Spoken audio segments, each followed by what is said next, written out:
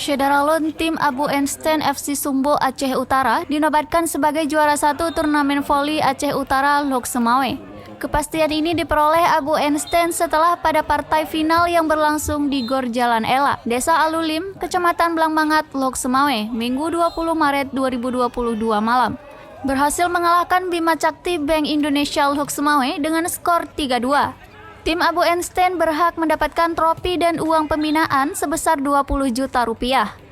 Sedangkan Bima Cakti selaku juara 2 berhak memperoleh trofi dan uang pembinaan sebesar 10 juta rupiah.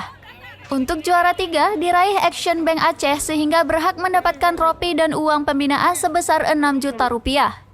Serta juara 4 diraih tim Merah Mulia FC Aceh Utara sehingga berhak mendapat trofi dan uang pembinaan 4 juta rupiah.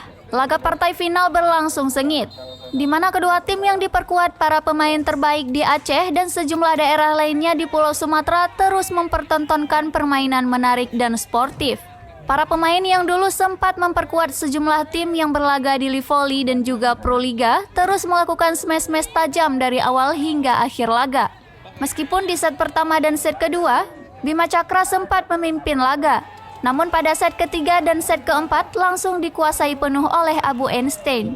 Sehingga di set kelima atau set terakhir terus terjadi kejar-mengejar poin. Meskipun akhirnya Abu Einstein berhasil menutup set kelima dengan skor 15-13. Dari Lok Semawe, Saiful Bahri, Serambi On TV.